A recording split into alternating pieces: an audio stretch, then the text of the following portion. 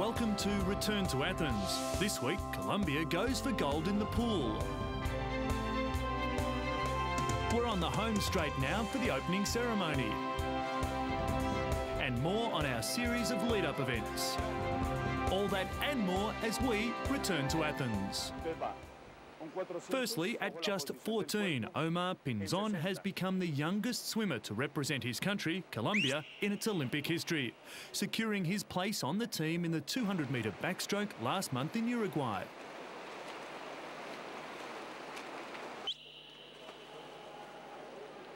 The preparation that's needed to become an Olympic swimmer is demanding and tedious. It requires hours and hours of what seems endlessly swimming laps of the 50-metre pool.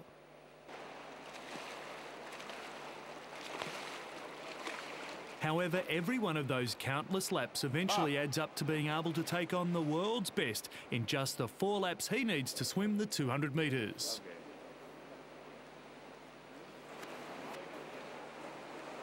The teenage athlete has a single focus on doing everything required for his big day in the pool, rising every day at 5 a.m. to swim 2 hours before school and returning to the pool after completing his homework.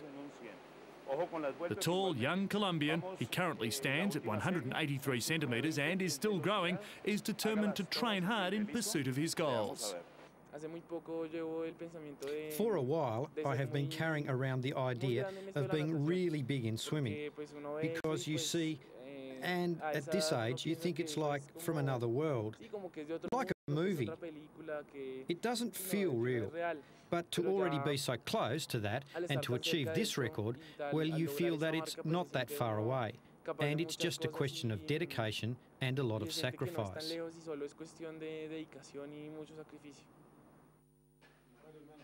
Omar's trophy cabinet is impressive. Last year, the rising sports star took home 5 gold medals, 2 silvers and 1 bronze at the South America Youth Competition.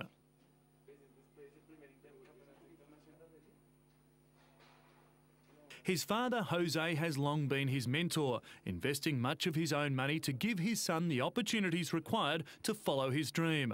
Nevertheless, for the proud father, the expense is worth it. There are many difficulties. For example, at the end of the year, to be able to train, we had to look for pools everywhere at a high cost. But our conviction, our wish has always been that Omar never stops training and that he is able to achieve the successes that he has to date. And it's not simply completing laps that make up a swimmer's preparation, but demanding work away from the pool deck as well.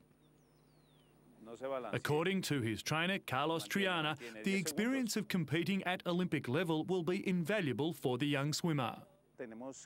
We plan to go this time to gain experience. It's what we need so that when the optimum moment arrives, which is when he's 18, in 2008, he will already have had this experience in the Olympics. His fear will have already been overcome by competing at his first Games. But despite his successes, the young swimmer recognises that he still has a lot to learn. According to Pinzon, some of the most important lessons will be the ones he will learn from his fellow competitors at the Olympic Games. It's a very unique experience. I think at my age, very few people get this sort of opportunity. To compete against them is very important, a very important experience to see how they swim, to see the tactics they use, and a lot of things which are very valuable for my career as a swimmer.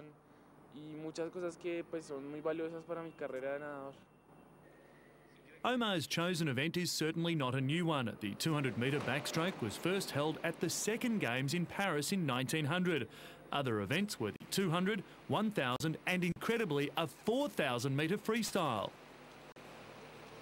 John Arthur Jarvis won the 4,000-metre title in under an hour, the longest Olympic swimming race ever.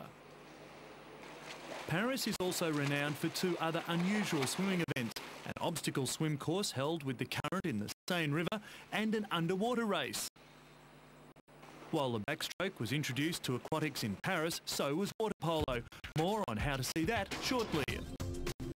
Our medal predictor has looked hard into his crystal ball, and in the 200-metre backstroke, we should see Michael Phelps take the gold medal from Grigor Tate, and you should never leave Australia out of the medals when it comes to swimming. Matt Welsh, the selection for bronze. While the 4K swim is no longer on the aquatics event list, the discipline of water polo is. If you wish to see the best the sport has to offer, water polo moves from the preliminary rounds, held at the indoor pool, to finals action in the main pool on day 9 of the competition. Tickets start at just €15.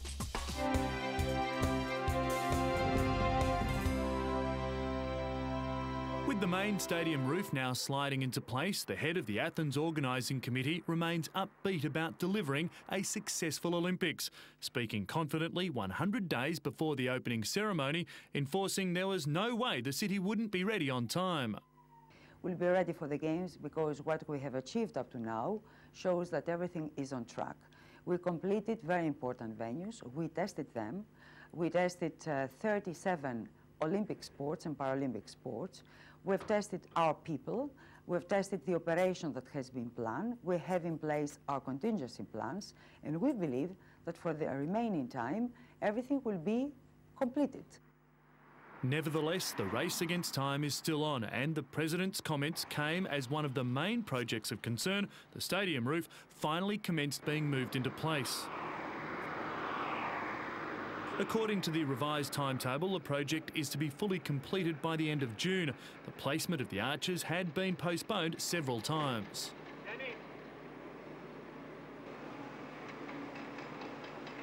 However, the International Olympic Committee said some elements of projects could be left for completion after the Games, without affecting the overall planning of the event. Organisers say 90% of main venue buildings are complete, but are short on landscaping around the sites. In the case that these projects are not fully complete, contingency plans have been put in place to ensure the smooth functioning of the Games.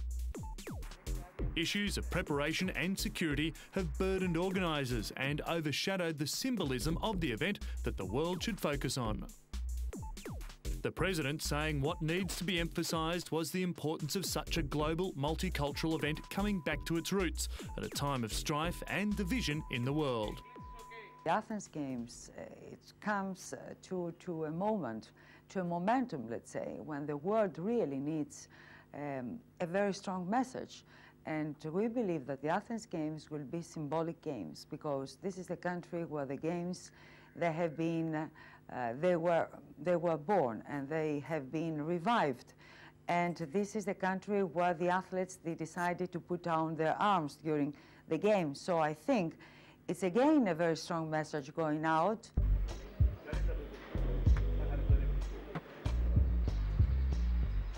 Global insecurity due to terrorism, the Athens chief said the Games come at a time when the public needed a strong message of unity, and the Olympics should be used as a symbol for forgetting differences.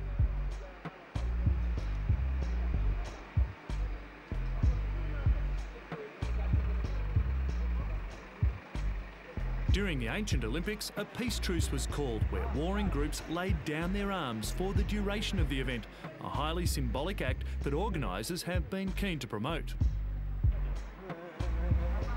We're working so hard and we leave nothing, a chance in security preparations. As you know, it was our priority number 1 years ago when we started preparing for the Olympics. It is still our highest priority. Athens fought hard to host the most important athletic event in the world.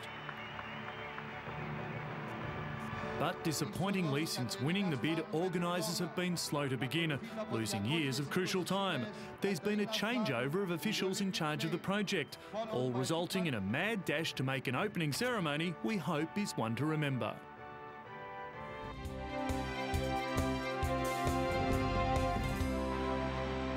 To our roundup of lead-up events with news from the women's volleyball final qualification tournament held in Tokyo.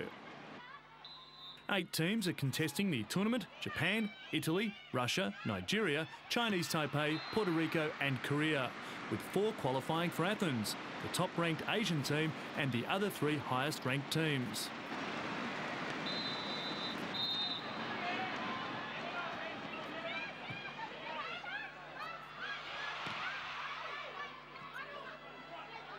8 have already qualified. Greece as hosts, China, Brazil, the USA, Germany, Cuba, the Dominican Republic and Kenya.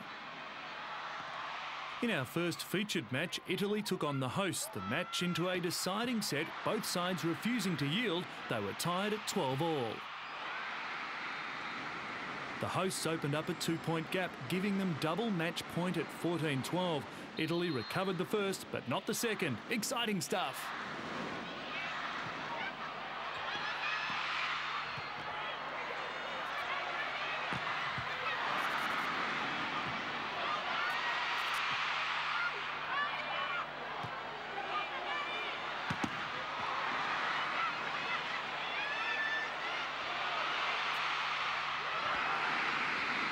Japan took it 15-13 for a 3-2 victory, triggering delirious scenes.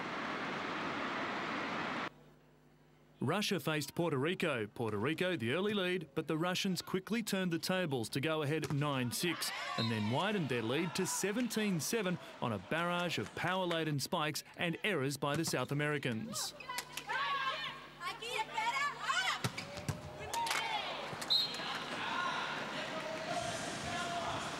The Russians then took a 22-11 advantage. Irina Teberakino spiking for the set point, the Russians taking the first 25-17.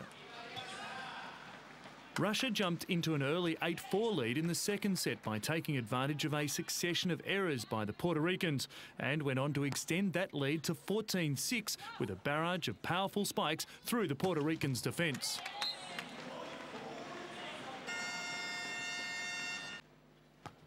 Russia's Natalia Safronova scored with a tactful serve and a lightning spike to set up set point. The Puerto Ricans again forced into a series of mistakes under the powerful Russian assault, yielding to the Russians 25-13 in just 18 minutes. The third set was a much closer affair, but the Russians always had the game under their control. The Puerto Ricans fought back to narrow the Russian lead to 5 after a sensational strike by Arroyo Cruz. With the Russians leading 21-18, the Puerto Ricans came within 1 point of the lead, but again serving and receiving errors gave the Russians an edge.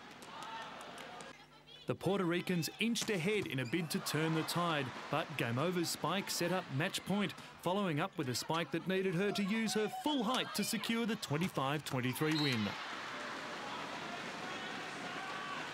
Italy took on Nigeria on the second day of the women's volleyball qualifiers. Having come into the tournament as a late replacement for Argentina, Nigeria assumed the mantle of rank outsiders. They opened their account on the wrong end of a 3-0 thrashing from Russia. Few expected them to fare much better against the Italians, who had gone down 3-2 in a tight encounter against host Japan on the opening day.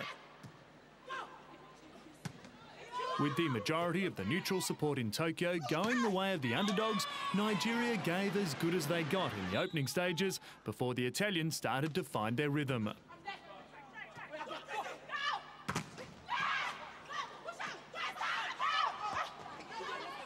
They edged the first set 25-18. The next 2 sets became increasingly one-sided as Italy's superior class really began to tell. The second went in their favour also by 25-13.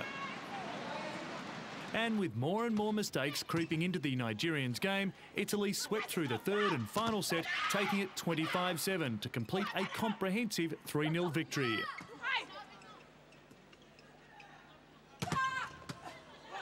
Next week, be watching Return to Athens to find out who makes it.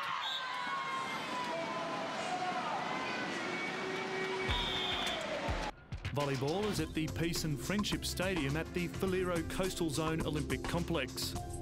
Men's and women's matches will be held every other day, with the competition held over 16 days. Ticket prices vary greatly, with the cheapest seats just €10, but look out for the best seats, they cost $200.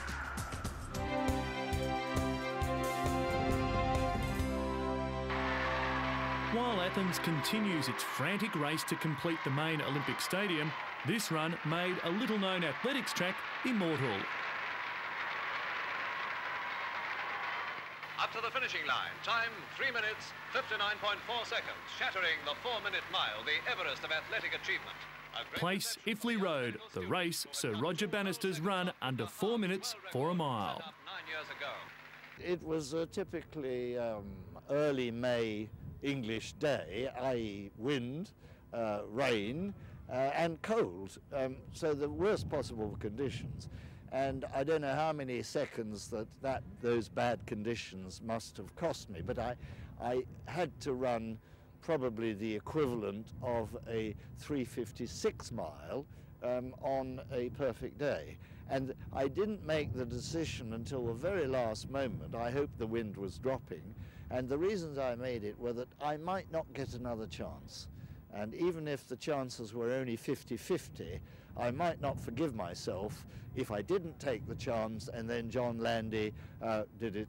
He was on his way to Finland where conditions would be perfect. Was there a great sense of occasion? I mean, did you have butterflies in your stomach as you got ready for that run? Well, every athlete gets what you call butterflies, and the moments and hours waiting for a race are really pretty horrible. And at that time, I used to say, why do I put myself through this agony?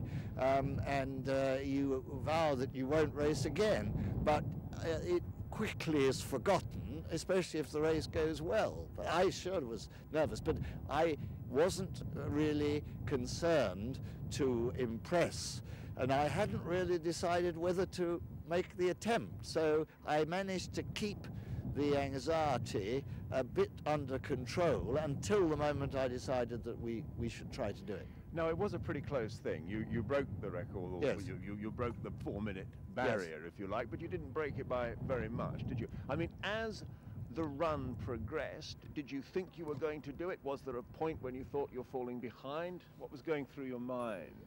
The times had to be even 60 seconds, as nearly as possible, because if you run faster or slower, your use of oxygen is inefficient. So the first lap was 58, Chris Brasher leading, splendid. The half mile was 2 minutes, was still leading, which was terrific. And then the 3/4 was 3 minutes, 0.5 of a second. And we were beginning to slow. The third lap was 62 seconds, and so I had to do the last lap in under 59. I knew that we were close enough for me to have a good chance, and I just ran as hard as I could, and I'd got nothing left at the end. So I felt, well, if I haven't done it, it'll be very close.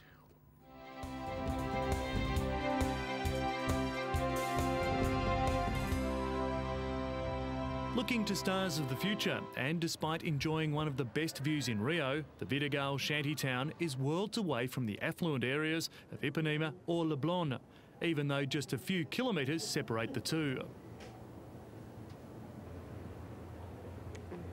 However, it's from these areas that one often finds a future Olympic athlete. And inside this home in the shantytown, every weekday afternoon, a petite 5-year-old, Giovanna Gomez Almeida Pedroso, prepares to attend her artistic gymnastics class. For the children that live in poor areas, things are very difficult.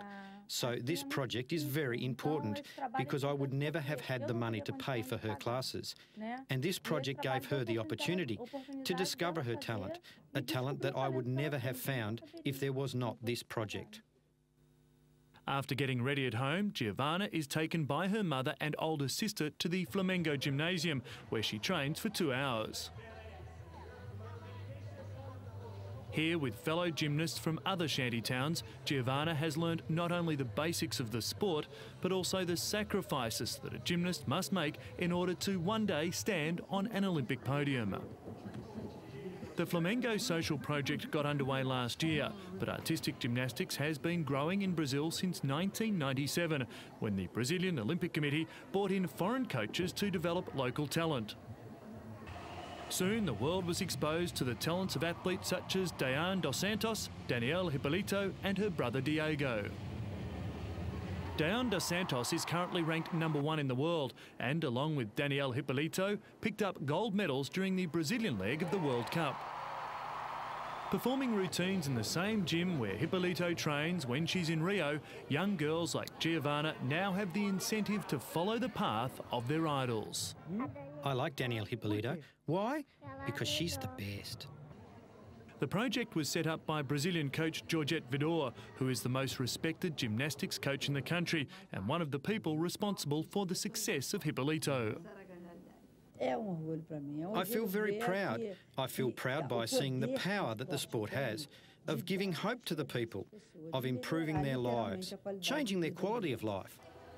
With dedication and the support offered to these young girls, it won't be long before you'll hear the Brazilian national anthem played frequently at the artistic gymnastics competition.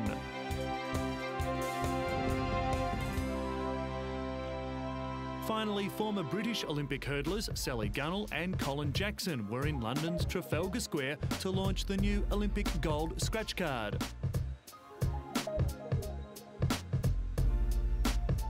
They are just 2 of the 5 faces on the card to raise cash to send British Olympians to the Games. Both were chosen for their iconic Olympic sporting achievements. All of them were represented both great Olympian achievements in the recent past or very recently, and all were characters who absolutely engaged with the British public, and that's what we tried to strive for. The patriotic pair, who've tasted success on the track at the highest level, lent their support to the new cards. They feel the funds are essential to help Olympic athletes prepare for the world's most important sporting event. Every competitor that's going to be out there, as a Great Britain team, they've got to be able to stand there, not with any worries. There's a whole real team that goes out, nutritionists, physios, and all that money is going to be used to get everybody out there safely and fit and in one piece, and hopefully come back with some medals. Look at the weather right now. Our athletes have to try their best to compete against people who live in California, who live in Australia, who have much better conditions. And the big sunshine is one of the key conditions for great training ability and conditions. So if you think about it, this is one of the things that will assist their process in getting to the Games in the top shape they can possibly be in. The cards have a top prize of £125,000 and intend to raise up to £500,000 to ensure British athletes achieve sporting success in Athens. We'd also like to encourage you to support any initiative to raise money in support of your country's Olympic team. Time now for us to end this edition, but remember to keep watching Return to Athens as we bring you the latest in the behind-the-scenes news and views in the lead-up to Athens 2004.